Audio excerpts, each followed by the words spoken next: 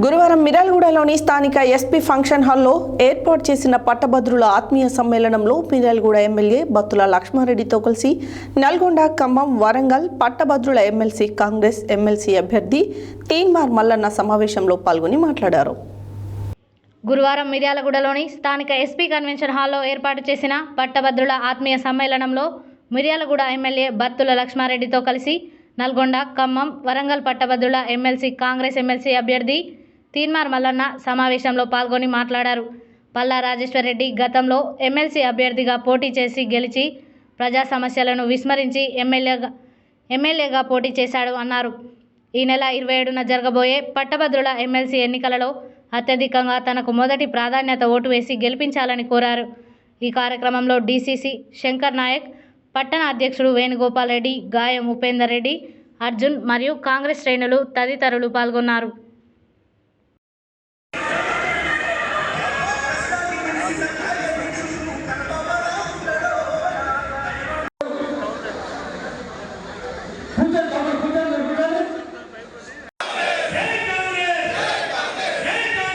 మధ్యలోనే తప్పుకొని వెళ్ళిపోయినారు కాబట్టి ఈ రోజు ఆ ఎన్నిక వచ్చింది.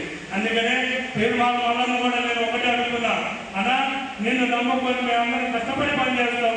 ఎందుకంటే నువ్వు ఒక ప్రజావేదిక, ఒక బీజేపీ వల్ల వచ్చి ఒక విప్లవాన్ని సృష్టించి పార్టీలు మారే విధంగా నీ యొక్క విధానం వచ్చింది కాబట్టి ఇప్పుడు మళ్ళీ మీరు ప్రజాభిప్రాయంలోకి వస్తుంది కాబట్టి మీరు రెండింటిని, ఎందుకంటే అదొక టైపు, ఇప్పుడు ప్రజాభిప్రాయంలోకి వచ్చిన తర్వాత కూడా నేను కూడా గుర్తిస్తున్నాను కాబట్టి మనకి ఇది కట్టి మీద సామాన్యత, దాన్ని మనం రెండింటిని పరిష్కరించుకొని ఇది ప్రజలకి, ప్రభుత్వానికి అట్లా అన్నింటికి సమానం చేసుకోవాల్సిన బాధ్యత కూడా మన ఇద్దరికీ ఉంది.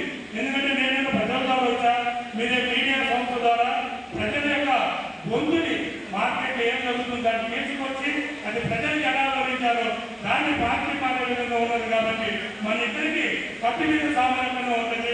ఎక్కడ తప్పుడు అడిగి వేసినా, ఏ తప్పు చేసినా ఫస్ట్ గమనించే మన ఇద్దరి మీద నేను కూడా మనస్ఫూర్తిగా తెలియజేస్తున్నాను.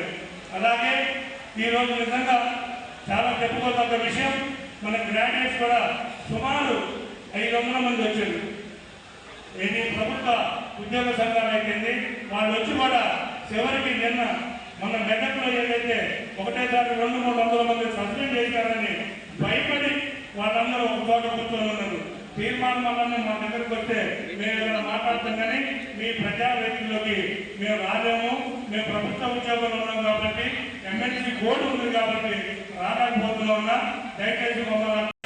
అదేవిధంగా మిర్యాలగూడ నియోజకవర్గ పట్టభద్రులందరికీ కూడా పేరు పేరుగా హృదయపూర్వక ధన్యవాదాలు తెలియజేస్తున్నాం. నల్గొండ, ఖమ్మం, వరంగల్ ఈ 3 జిల్లాలో ఉన్నటువంటి గ్రాడ్యుయేట్స్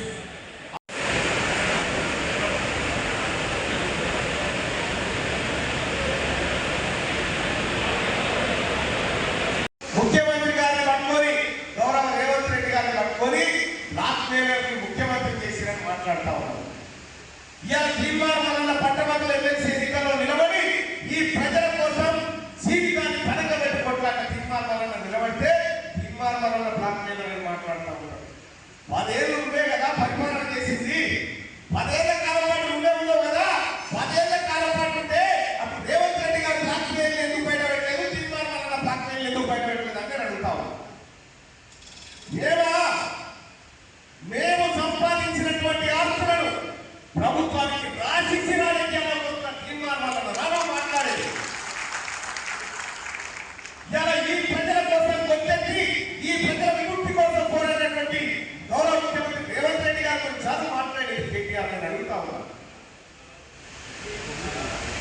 ఇలా నీ కుటుంబం తీర్మార్ మల్లన్న జైలు పోయి, తీర్మార్ మల్లన్న ఎందుకు జైలు పోయినా ఈ ప్రజల హక్కుల కోసం, నిరుద్యోగుల పోరాటం కోసం, నిరుద్యోగుల ఉద్యోగాల కోసం, పెన్షనర్ల జీతాల కోసం, ఉద్యోగస్తులకు సరైన సకాలంలో జీతాలు రావాలని కొట్లాడితే జైలు పోయాడు. నువ్వెందుకు పోయినావు కవితమ్మని చెప్పి, నువ్వు ఏ కారణం చేత పోయినావు తల్లి, ఏ కారణం సారదండన పోయినావు తల్లి. ఏమన్నా తెలంగాణ కానీ ఈ తెలంగాణలో ఉన్నటువంటి ఆడపడుచుల కానీ తల ఎత్తుకునే కార్యక్రమమేనా నువ్వు చేసింది? సోదరులారా, రేవంత్ రెడ్డి గారు ఉండాలని ప్రజలు తీర్పిస్తే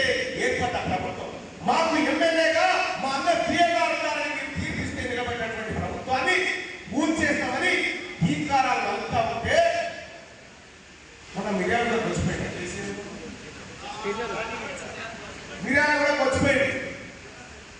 మాకు ఒకటి రెండు అన్ని ఎంపీసీ రోడ్లు, ఒకటి రెండు ఎంపీసీ చేయాలని కేసీఆర్ 35 ఎమ్మెల్యేలు ఇస్తేనే అసెంబ్లీ పోనాడు. ఒకటి రెండు ఎంపీ ఢిల్లీ దాకా పోతాడే పోతాడా?